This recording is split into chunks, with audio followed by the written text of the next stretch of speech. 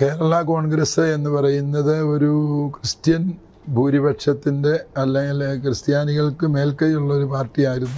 സഭ അതിന് മുൻകൈ എടുത്ത് ഇവരെ ഒരുമിപ്പിക്കണം എന്നൊക്കെ പലരും പറയാറുണ്ട്. അങ്ങനെ വ്യക്തമായൊരു പൊളിറ്റിക്കൽ അലയൻസിൻ്റെ ഭാഗമാകാൻ ഞങ്ങൾ ആഗ്രഹിക്കുന്നുണ്ട്. ക്രിസ്ത്യൻ കമ്മ്യൂണിറ്റി പലതായി ഡിവൈഡ് ചെയ്യപ്പെടുന്ന ഒത്തിരി ഫാക്ടേഴ്സ് ഇതിനകത്തുണ്ട്. പ്രത്യേകിച്ച് നേരത്തെ പറഞ്ഞ കേരള കോൺഗ്രസ്സുകളുടെ വിഭജനം, അതെല്ലാം ചില രാഷ്ട്രീയ പാർട്ടികളുടെ തന്ത്രത്തിൽ ഇവർ പെട്ടുപോയതാണ്.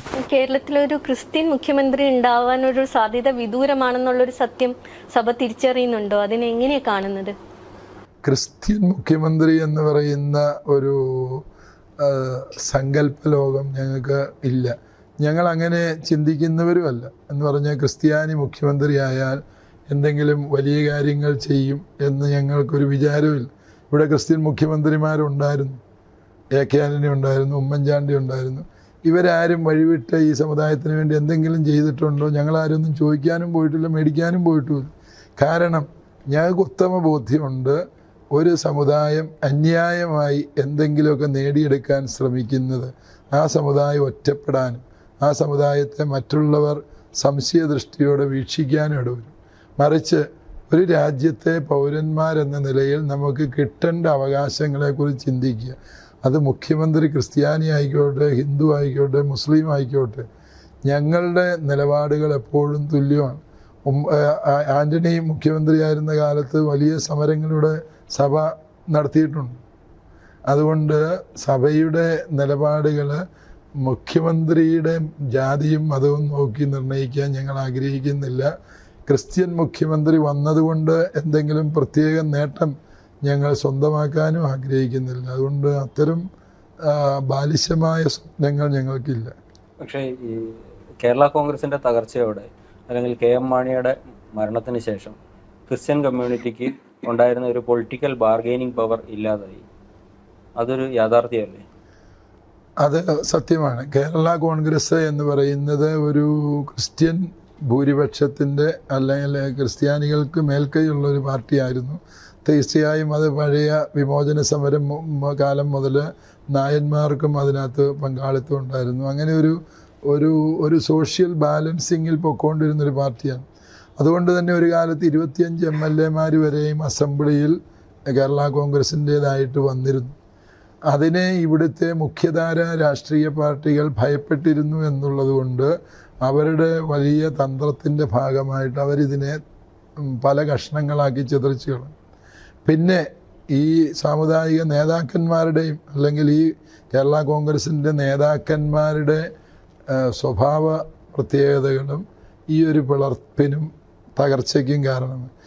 പിളരും തോറും വളരും, വളരും തോറും പിളരും എന്നൊക്കെയുള്ളത് മനുഷ്യൻ്റെ വെട്ടയിൽ ഒരു പ്രാസ ഒപ്പിച്ച് പറയാൻ കൊള്ളും എന്നല്ലാതെ അതൊന്നും ആത്യന്തികമായി ഈ പാർട്ടിയെയും വളർത്തിയില്ല, ആരെയും തുണച്ചുമില്ല എന്നുള്ളതിന് കേരളത്തിൻ്റെ ചരിത്രം സാക്ഷിയാണ്.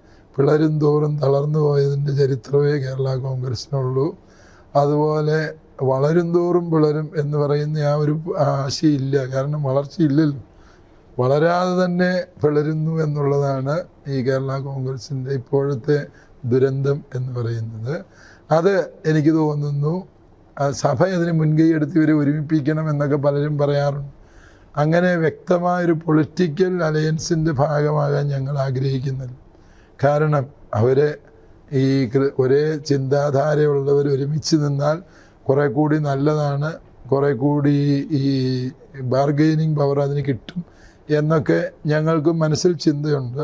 പക്ഷേ കേരള കോൺഗ്രസ്സുകളെ ഒന്നിപ്പിച്ച് ഇവിടെ ഒരു രാഷ്ട്രീയ ബലപരീക്ഷണത്തിന് മുതിരാൻ സഭയ്ക്ക് താല്പര്യമില്ല. പക്ഷെ അവരത് ചെയ്താൽ അതിൽ ഞങ്ങൾ സന്തോഷിക്കും. ജോസ് കെ മാണിയുടെ കേരള കോൺഗ്രസ് LDFിലേക്ക് പോയതൊരു തെറ്റായ നീക്കമായിരുന്നു എന്ന് സഭ കരുതുന്നുണ്ടോ? തെറ്റായ നീക്കമായിരുന്നോ എന്ന് വിലയിരുത്തിയുമ്പോൾ നമുക്കറിയാം, അത് അവർ ഈ മോങ്ങാനിരുന്നതിൻ്റെ തലയിൽ തേങ്ങ വീണെന്ന് പറഞ്ഞതുപോലെയായി. അവർ പോകണോ വേണ്ടയോ എന്നിങ്ങനെ സംശയിച്ച് നിൽക്കുന്നൊരു സമയത്ത് മറുഭാഗത്തുനിന്ന് ഒരു നേതാവ് പറഞ്ഞു അവരെ പുറത്താക്കിയിരിക്കുന്നു എന്ന് പറഞ്ഞത് അവർ ആ ഒരു അവസരം മുതലാക്കി പുറത്തു പോവുകയും ചെയ്തു. പുറത്തു പോയത് അവർക്ക് ഗുണകരമായിരുന്നോ ദോഷകരമായിരുന്നോ എന്നുള്ളത് അവർ തന്നെ വിലയിരുത്തി കണ്ടെത്തേണ്ട വസ്തുതയാണ്. കാരണം പിന്നീടുണ്ടായ ഇലക്ഷനുകളിൽ എന്ത് സംഭവിക്കുന്നു, അവർക്ക് പൊളിറ്റിക്കൽ ഗെയിനുകളാണ്. തീർച്ചയായും ഭരണകക്ഷിയുടെ ഭാഗമായിരിക്കുമ്പോഴുണ്ടായ ഒരു സുരക്ഷിതത്വവും തണലും അവർക്ക് ലഭിച്ചിരുന്നു എന്നുള്ളത് സത്യമാണ്. പക്ഷെ അതിനപ്പുറത്ത് അവരുടെ ആ മൂവ്മെൻറ്റിനെ അവരുടെ അണികൾ സ്വീകരിച്ചിരുന്നോ ഇല്ലയോ എന്നുള്ളത് അവർ തന്നെ വിലയിരുത്തട്ടെ എന്ന് എനിക്ക് പറയാനുള്ളൂ. കാലാകാലങ്ങളായിട്ട് ക്രിസ്ത്യൻ കമ്മ്യൂണിറ്റി കോൺഗ്രസ് UDFന്റെ പ്രത്യേകിച്ചും കോൺഗ്രസിന്റെ ഒരു ലോയൽ വോട്ട് ബാങ്ക് ആയിരുന്നു. അതിനൊരു മാറ്റം വരുന്നുണ്ട് അല്ലെങ്കിൽ വന്നിട്ടുണ്ട് എന്ന് തോന്നിയിട്ടുണ്ടോ? അത് അങ്ങനെ പൂർണ്ണമായിട്ട് അങ്ങനെ ഒരു മാറ്റം വന്നു എന്ന് നമുക്ക് വിലയിരുത്താൻ പറ്റിയല്ല. കാരണം അങ്ങനെ വന്നിട്ടില്ല എന്നുള്ളതിൻ്റെ തെളിവാണല്ലോ ഇത്തവണത്തെ ലോക്കൽ ബോഡി ഇലക്ഷൻ. അതായത് അത് തന്നെയാണ് എൻ്റെ നേരത്തെ ഞാൻ പറഞ്ഞ ആശയത്തെ സമർത്ഥിക്കുന്നത്. അതായത് ക്രിസ്ത്യൻ കമ്മ്യൂണിറ്റി ഒബ്ജക്റ്റീവായിട്ട് കാര്യങ്ങൾ വിലയിരുത്തുകയും അവിടെ ഇടപെടലുകൾ നടത്തുകയും ചെയ്യുന്നുണ്ട് എന്നുള്ളതിൽ ഞങ്ങൾക്ക് അഭിമാനമുണ്ട്. അല്ലാണ്ട് ഞങ്ങളെല്ലാവരോടും ഒരാളെ പറഞ്ഞ് വോട്ട് ചെയ്യിപ്പിക്കുന്ന ആ രീതി, ഒരാൾക്ക് വോട്ട് ചെയ്യിപ്പിക്കുന്ന രീതി, അത് കാലഹരണപ്പെട്ട ഒരു രീതിയാണ്. ആ ഒരു രീതിയിലല്ല, വസ്തുതാപരമായ കാര്യങ്ങൾ മനസ്സിലാക്കാൻ ഈ ക്രിസ്ത്യൻ കമ്മ്യൂണിറ്റിക്ക് കഴിയുന്നുണ്ട്. അവരതനുസരിച്ച് പ്രതികരിക്കുന്നുണ്ട്. പലതും വളരെ ഫിക്സഡ് ഡിപ്പോസിറ്റ് പോലെയുള്ള സമുദായങ്ങൾ, ചില മുന്നണിയിൽ ഫിക്സഡ് ഡിപ്പോസിറ്റ് പോലെ വോട്ടാണ്. പലപ്പോഴും അതിൻ്റെ ആ ഒരു കാറ്റ് എങ്ങോട്ട് വീശണം എന്ന് തീരുമാനിക്കുന്നതിൽ ക്രിസ്ത്യൻ കമ്മ്യൂണിറ്റിക്ക് അതുകൊണ്ട് വളരെ ഡിസൈസീവായൊരു റോള് കേരള പൊളിറ്റിക്സിലുണ്ട് എന്നുള്ളത് സത്യമാണ്. അത് മുതലെടുക്കാനോ അതിനെ ഏതെങ്കിലും ദിശയിലേക്ക് രൂപീകരിച്ചു കൊണ്ടുവരാനോ ഞങ്ങൾ ബോധപൂർവം ശ്രമിക്കാറില്ല. മറിച്ച് ഒബ്ജക്റ്റീവായിട്ട് കാര്യങ്ങളെ വിലയിരുത്തണം എന്ന് മാത്രമാണ് ഞങ്ങൾ കമ്മ്യൂണിറ്റിക്ക് എപ്പോഴും കൊടുക്കുന്ന മാർഗനിർദ്ദേശം. അപ്പോൾ അതായത് ആരുടെയും ഫിക്സഡ് വോട്ട് ബാങ്ക് അല്ല ക്രിസ്ത്യൻ കമ്മ്യൂണിറ്റി എന്നാണോ ഉദ്ദേശിച്ചത്? അങ്ങനെ ആകാൻ പാടില്ല എന്നാണ് ഞാൻ ചിന്തിക്കുന്നത്. പിതാവ് ആദ്യം പറഞ്ഞു ക്രിസ്ത്യൻ കമ്മ്യൂണിറ്റി വളരെ ആലോചിച്ച് കാര്യങ്ങൾ പഠിച്ചാണ് ഇത്തവണ LST ഇലക്ഷന് വോട്ട് ചെയ്തതെന്ന് പറഞ്ഞു. അതേപോലെ ഒരു നിലപാടായിരിക്കും അസംബ്ലി ഇലക്ഷനും പ്രതീക്ഷിക്കേണ്ടത്?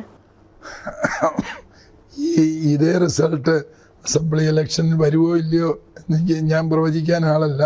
പക്ഷേ ക്രിസ്ത്യൻ സമുദായത്തിൻ്റേത് മാറ്റമില്ലാത്ത ഒരു നിലപാടായിരിക്കും. കാരണം എന്താണെന്ന് ചോദിച്ചു കഴിഞ്ഞാൽ, ഈ ഒബ്ജക്റ്റീവായിട്ട് കാര്യങ്ങളെ വിലയിരുത്തി അവരെടുക്കുന്ന തീരുമാനങ്ങൾ ഈ വരുന്ന 3-4 മാസം കൊണ്ട് ഡ്രാസ്റ്റിക്കായിട്ട് മാറിപ്പോകും എന്ന് ഞാൻ ചിന്തിക്കാൻ ഞാൻ കാരണമൊന്നും കാണുന്നില്ല. ആദ്യം നമ്മൾ സംസാരത്തിന്റെ തുടക്കത്തിൽ ഈ ക്രിസ്ത്യൻ കമ്മ്യൂണിറ്റിയുടെ ഒരു പൊളിറ്റിക്കൽ ക്ലൗട്ടിൽ ഉണ്ടായിട്ടുള്ള ഒരു വീഴ്ചയെക്കുറിച്ച് സംസാരിച്ചിരുന്നു. അതോടൊപ്പം കൂട്ടി വായിക്കേണ്ടതാണ് മുസ്ലിം കമ്മ്യൂണിറ്റിയുടെ പൊളിറ്റിക്കൽ ക്ലൗട്ടിൽ ഉണ്ടായിട്ടുള്ള ഒരു ഉയർച്ചയും. ഈ രണ്ടിനെ എങ്ങനെയാണ് നോക്കിക്കാണുന്നത്? അത് എന്ന് പറയുന്നത് നമുക്കറിയാവുന്ന പോലെ ഈ ജനാധിപത്യത്തിൽ എണ്ണമാണ് പ്രധാനപ്പെട്ടത്. ആ എണ്ണം ക്രിസ്ത്യൻ സമുദായത്തിൽ കുറഞ്ഞു.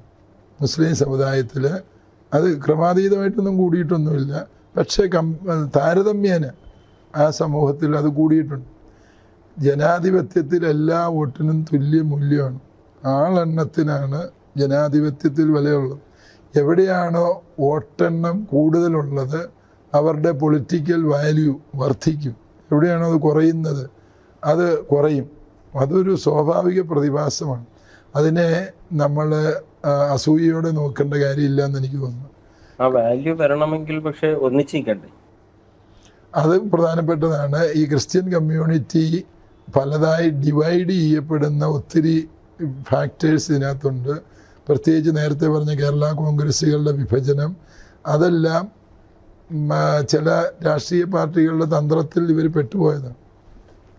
ആ പ്രതിസന്ധി ഇപ്പം നേരത്തെ മാണി ഈ ഗ്രൂപ്പിനെ UDF നിന്ന് പിരിച്ചുവിടുന്നു. അതിൻ്റെ കാരണം നിങ്ങൾ ആലോചിച്ചാൽ മനസ്സിലായി. എത്രയോ നെയ്വായൊരു കാര്യമാണ്. ഒരു ജില്ലാ പ്രസിഡൻറ്റിൻ്റെ അവസാനത്തെ 3 മാസത്തെ ഭരണം നിസ്സാര ഒരു കാര്യം പറഞ്ഞാണ് ഒരു മുന്നണി ബന്ധം അവസാനിപ്പിക്കുന്നത്. അതൊക്കെ എന്ന് പറയുന്നത് പൊളിറ്റിക്കൽ ഇമ്മച്യൂരിറ്റിയാണ് സൂചിപ്പിച്ചത്. അത്തരത്തിലുള്ള കുറേ വിഷയങ്ങൾ എന്നാൽ അത് ഉൾക്കൊള്ളാനോ ഇതിനപ്പുറത്തേക്ക് നീണ്ടതാണ് നമ്മുടെ ബന്ധങ്ങളെന്ന് തിരിച്ചറിയാനോ മറുപക്ഷത്തും കഴിയാതെ പോയിട്ടുണ്ട്. അപ്പോൾ അത്തരത്തിലുള്ള കുറേ വിഷയങ്ങൾ ഇതിനകത്ത് ഇടകലർന്ന് വരുന്നത് കൊണ്ട് പൊളിറ്റിക്കലി യൂണിഫൈഡ് ആകാൻ ക്രിസ്ത്യൻ കമ്മ്യൂണിറ്റിക്ക് കഴിഞ്ഞിട്ടില്ല എന്നുള്ളത് വസ്തുതാപരമാണ്. ഇപ്പം മുസ്ലിം സമുദായത്തിലെ പോലെ പൊളിറ്റിക്കലി യൂണിഫൈഡായ ഒരു തോട്ട് പാറ്റേൺ ഒന്നും ക്രിസ്ത്യൻ കമ്മ്യൂണിറ്റിയിലില്ല. അത് ഗുണമാണോ ദോഷമാണോ എന്ന് ചോദിച്ചു കഴിഞ്ഞാൽ അതിന് ഗുണവും ദോഷവുമുണ്ട്. ഗുണമെന്ന് പറയുന്നത് ഈ നമ്മളെ ആരും ഒരു ശത്രുപക്ഷത്തേക്ക് കരുതുന്നില്ല. നമ്മൾ LDFകാർക്കും UDFകാർക്കും ഒരുപോലെ ആക്സസിബിളായ ഒരു കമ്മ്യൂണിറ്റിയായി.